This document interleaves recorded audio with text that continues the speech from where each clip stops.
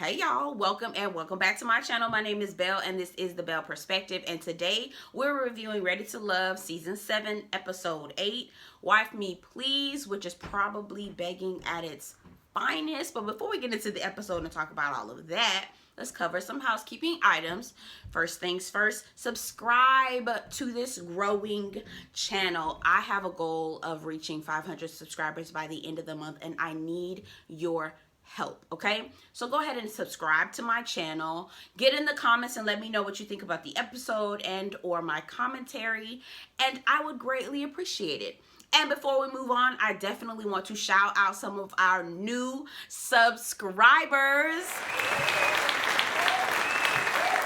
So I want to shout out Megan Brown, Pop-Up Productions ATL, Naturally Sheena, Black Tea Com TV, and Annette Martin. Thank you so much for joining the channel, for subscribing to my channel. I appreciate you taking the time to help me get to my goal and interacting with me in the comments. I really appreciate it. Again, a second shout out, additional shout out to Annette Martin, Black Tea Com TV, Naturally Sheena, Pop-Up Productions ATL, and Megan Brown. Thank you so much. I really appreciate it. You guys are helping me reach my goal. And again, if you want to help this growing channel reach 500 subscribers by the end of this month, and it's March of 2023, hit that subscribe button. I'd really appreciate it, and you'd help me out. Okay, let's get into the review.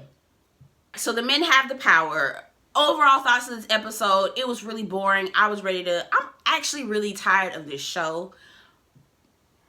I'm really tired of the show, but I think the reason why I keep watching it is because I have this hope that it may get better, or a little bit, it may be different. I don't know what I'm holding out for. Honestly, my favorite thing about Ready to Love is when we have the reunion specials. Those are my favorite parts of the show, but the actual journey, the actual show itself, I can skip. I just like to sit and watch the reunion and see who's worked out and who hasn't, because that's usually where I can sip the most tea. They're meeting up with Tommy in the men's lounge. Their assignment is to introduce their connections with their best friends. The people who are the closest to you, who would see the red flags that you may not necessarily see. We get to Andre. Again, I know y'all like Andre, but he annoys me and I cannot take him seriously. It's that hair, y'all. It's that hair, his arrogance. He's flashy. And don't get me wrong, I don't have a problem with the man that's flashy, and I don't even have an issue with the man that's arrogant. It's just you're arrogant and flashy, and then you have this stupid hairstyle on your head, and it's just ridiculous to me, and I cannot take it seriously. And maybe I'm going too hard on him because I know y'all like him like that, so I'm not trying to come for y'all's man, but I cannot take him seriously in anything that he says or does. Every time they show him on the screen, and I know I'm going in on him right now, but he just looks so ridiculous, and I have to like roll my eyes or stop listening because I just cannot take him seriously. Andre's best friend, Jermaine, and I'm like, who does Jermaine look like, y'all? I don't know. Y'all get down in the comments. Somebody tell me who Jermaine looked like. Did he favor somebody to y'all? Because he definitely favored somebody to me, and I couldn't put my finger on who it was.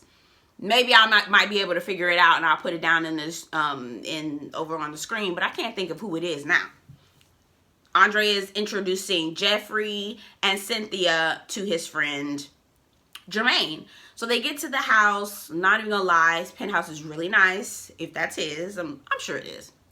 Well, I'm not sure, but it probably is. Jeffrey and Cynthia get there. Jeffrey and Cynthia are two different women. Jeffrey is very much the meek, mild mannered. Well, here's the thing. That's what Jeffrey presents as: meek, mild mannered, very dainty, overly feminine. Cynthia, it gives off a strong personality.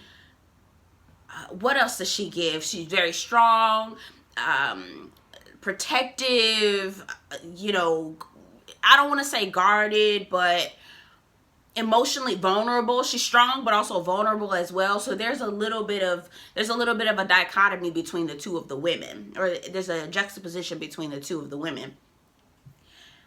I personally agree with Jermaine. At the end of the day, Jermaine went with Cynthia because Cynthia presents herself more genuine to me.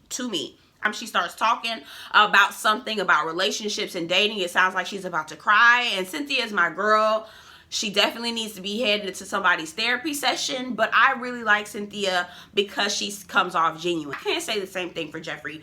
I feel like Jeffrey presents a trap. She's presenting this, I won't call it a trap, but she's presenting this illusion in order to get you caught up in her. And then she's somebody totally different. So Jermaine is asking them questions about, you know, deep conversations and where do you see yourself? You know, the usual questions that the friends ask on the show. They were talking about how Andre is spiritual. Jeffrey specifically was saying that she's a woman of God and that Andre is spiritual and she can see that and we connect on a spiritual level. I do not see that. I do not see that. With Jeffrey not presenting her real self, she's presenting her representative, and Andre looking like Goofy Troop. How do y'all have real conversations? I'm not seeing them. Maybe they're doing it off camera. Again, I'll give that to y'all. Maybe y'all are having them off camera, but I'm not seeing them. So I can't take y'all relationship seriously. Cynthia starts talking about her family and her children and how she feels like he could be a good dad and all these things. They're talking him up, but I'm just like, are y'all really... Is this really Andre? Are y'all creating an illusion in your head of what you think Andre could be or what you want him to be, and you're gonna hope he fills in those gaps? I don't know. I'm just like, what is he really bringing to the table? And at the end of the day, best friend Jermaine said Cynthia is the woman that Andre should go with. And if we're just talking plain out, you know, vulnerability, authenticity, etc., it would be Cynthia for me as well. We get to Marc Anthony, who has a friend named Marc as well. Whatever. So Marc and Marc Anthony meet Mercedes and Jeffrey. Now again, Marc Anthony does not have any children. Most of the women have pointed out that they felt like he is not ready to love. That's a red flag. He doesn't have any children. He definitely comes off as a playboy. I like Marc Anthony. I do feel like he's a genuine person, just as a friend. But as far as a relationship is concerned, I don't know if Marc Anthony is ready for a long-term, serious relationship with a woman who has 3 kids already, who clearly has all these other things going on. And I'm not sure. He seems like he's more ready for somebody who's got a free spirit. And I personally feel like Mercedes is more of his speed. Now, when I say I feel like Mercedes is more of his speed, since I've watched more episodes with them together, I feel like they just have a sexual attraction to each other. I can't say that I can honestly see if Mercedes and Marc Anthony would be good long-term either. Because I honestly don't know where Marc Anthony is as far as being in a serious relationship. It seems like he has it all together and is ready to take on the responsibility of being a husband, let alone a stepfather, and helping someone who may have medical issues. Like, he just does not give me, I'm the responsible adult in this relationship. He doesn't give me that. The friend starts asking about, you know, what red flags do you have that, you know, Marc Anthony should be looking out for, which is a really interesting question because how is somebody really going to be honest with you? I don't know. She's an overthinker. Mercedes says that she should show Marc Anthony more of her domestic vibe as opposed to the homie vibe, which that's what made me feel like, Mercedes, do you and Marc Anthony really have a future? Now, if I will put my money on it, I do feel like Marc Anthony is going to choose Mercedes. He may not, I don't know at this point, but I do feel like he may choose Mercedes just because of the freedom that he may have with her. But do I see them being long-term? No, because Mercedes really is, she does present as that homie. Now, even if you can be a homie, that don't mean he not gonna try to Starts talking about how she has some reservation with Marc Anthony about him not having any kids, and that the man that she was with before really broke her heart. Y'all know the Jeffrey train where she goes and starts pulling on sympathy, starts pulling on your heart strings and stuff. She does that. I'm starting to see that she starts pulling these like sympathetic not diatribes, but these sympathetic monologues that she goes on. And it almost seems like she's trying to garner sympathy, and she may honestly be being sincere, but it comes off as if she's trying to garner sympathy. Oh, did y'all catch Mercedes looking like, here we go? Like, Mercedes, I felt like she had a little roll in her eye. Not a full roll, but it was like a, here we go. Let me know if y'all caught that, because I felt like I saw that. Okay, so we get to Lyndon and Troy. This was the most disturbing conversation to me, because Lyndon tells his best friend Troy that Morgan put Nair in someone's hair, and they literally start laughing. In my mind, if someone puts Nair I hear that the guy that I'm with put Nair in one of his ex's hair, there is no other conversation that we need to have. I'm good on you and this we good. No thank you. I'm going on. That is probably the biggest red flag waving. The banner is high, boo, in the sky with jet planes, fireworks, red flag right here, and they laughing and talking about let's see what else she's got. Something about Morgan that I cannot put my finger on. She is definitely controlling, possessive. There is a insecure there. It almost seems like it's a ticking time bomb going on in her, and I'm not sure what. I can't put my finger on it. I haven't done it yet. I'm still trying to analyze what it is, but something is amiss with Morgan. It says that her issue, first of all, Morgan's pants were so cute. Go stroll, girl. Them pants was real cute. I need to find where they at, because I would absolutely wear them for the summertime. So Troy asked Morgan, why do you have multiple connections? Like, why is Lyndon not the only guy? And Morgan says, I have some reservations with Lyndon. Lyndon has a 5-year plan and I have a 2-year plan. And I guess she's talking about marriage. She wants to get married sooner than Lyndon. First of all, girl, I don't know why you looking for marriage from Lyndon, because Lyndon don't look like he about to marry nobody either. Again, Lyndon is also another man who, he has a roommate right now. Girl, why do you think that he is ready for marriage? You're asking for water from a rock. Girl, what? Like, no. Anyway, okay. LaShawn and Blake. I knew Blake was going to bring a woman. Blake gives me all my friends are women vibe. My biggest question is, did her and Blake ever have a physical relationship? That's what I want to know. I would be interested in knowing that. Okay, so Blake is introducing his friend LaShawn to Suanne, of course, because Blake don't have nobody else. Why is he still on the show? But whatever. LaShawn is asking how are you going to protect him? I'm like, protect him? Defend him? He is the mate. Why? If we're going to go through this whole, submit to men, all of that, why would she need to protect him? Isn't that his job? If we're going to be under that, guys, she's got to submit to him and protect him at the same time. You have his back, basically, is what she was saying. They somehow get onto the conversation about, your last relationship. She said, I was divorced. It's been 2 years. This is Suanne. This is the first time that did y'all know Suanne had 2 girls? I had no idea Suanne had 2 children.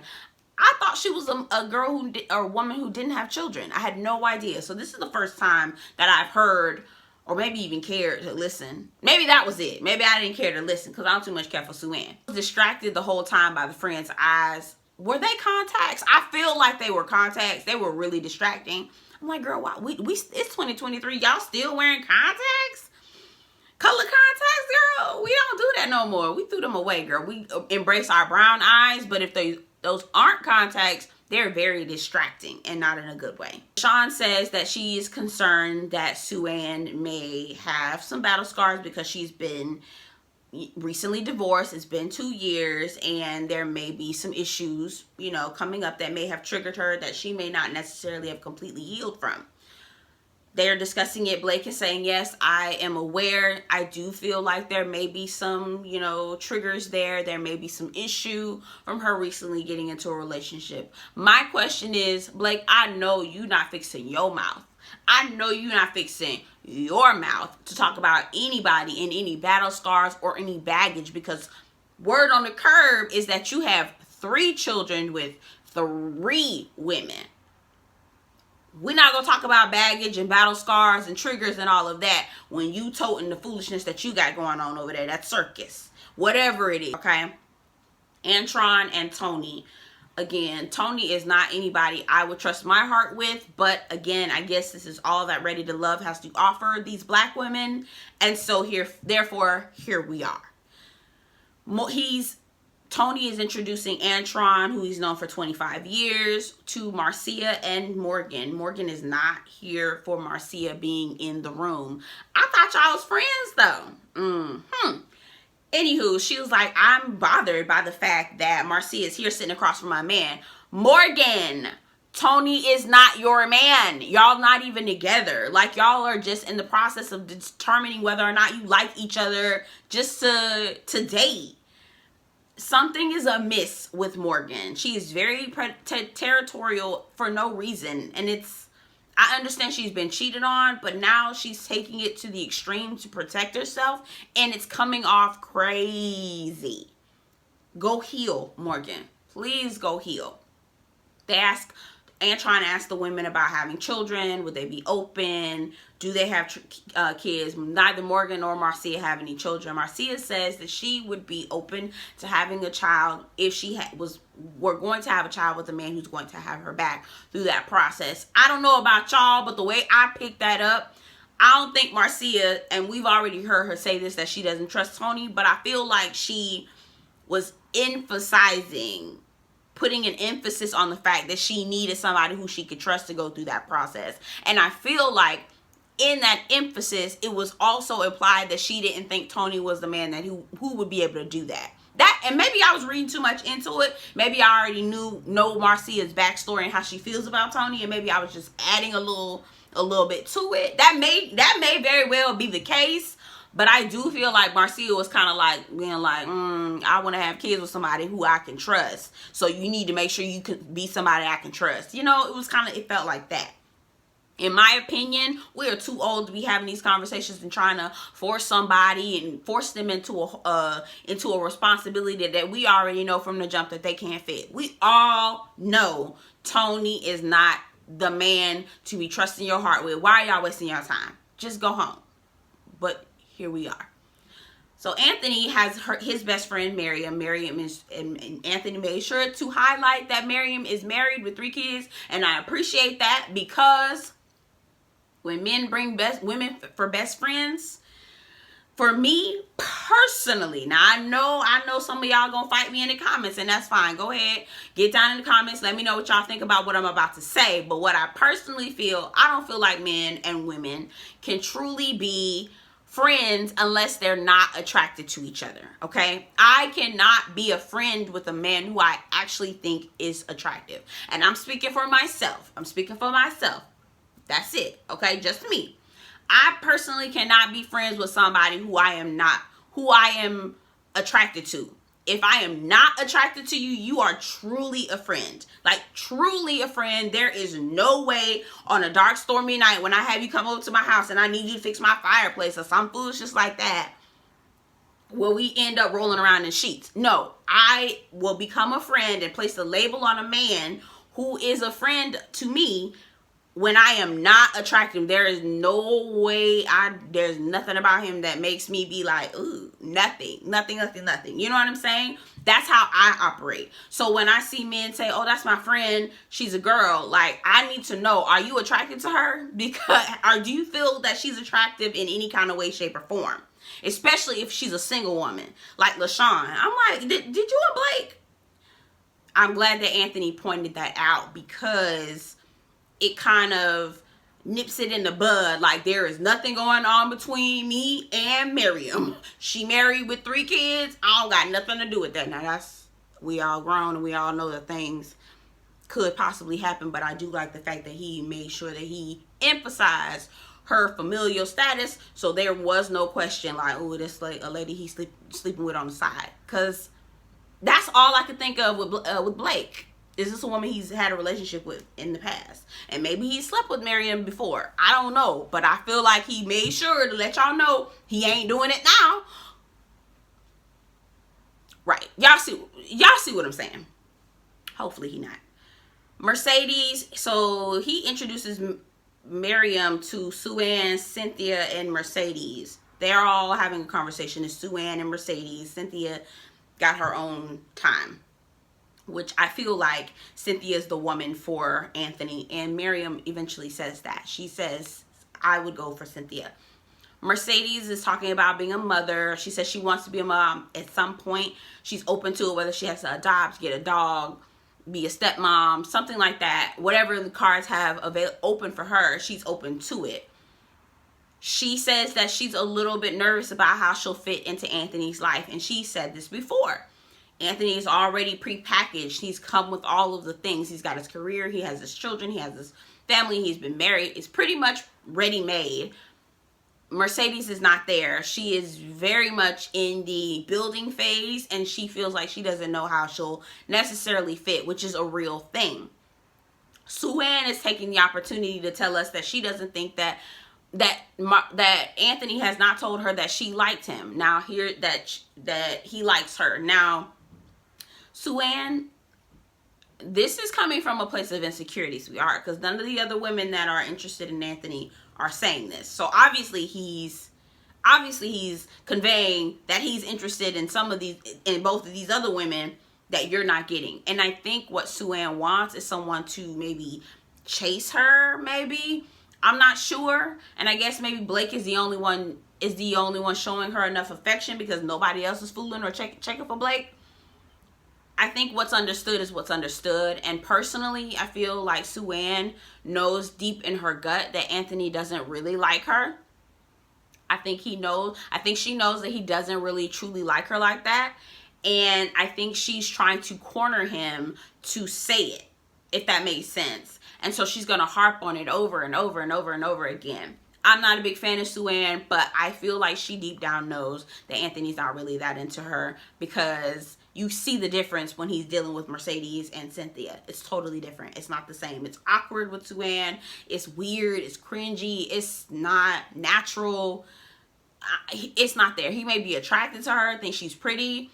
This man be in my DM think I'm pretty. I love that. Oh my God, I love saying that.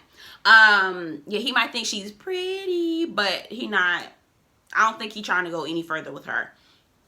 At the end of the day, Cynthia answered all the questions. She was very strong. She was talking about submitting to a man, which I think y'all need to throw that concept away, but we're gonna hold on to it with the jaws of life. Apparently, whatever, fine. They like Cynthia, and I do ultimately think Cynthia is the best woman for Anthony for now on this show, in terms of this show.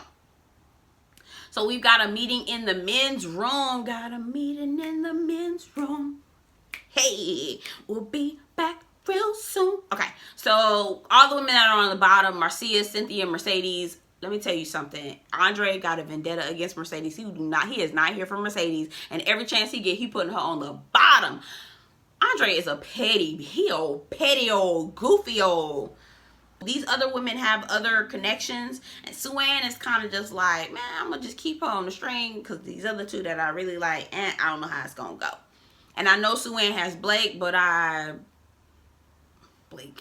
Like, man, I'm gonna just keep her here. That's my personal opinion. I may be wrong. Y'all get down in the comments. Let me know what you think. Marc Anthony meets with Marcia. So they finally have the eliminations. Marc Anthony meets with Marcia. Ultimately, we find out that Marcia gets voted off. Big surprise. I felt like Marcia should have got voted off. And I feel like Suanne should go as well. But she probably will go next week, because they're actually going to have a getaway. Now, this getaway, I feel like is going to be messy.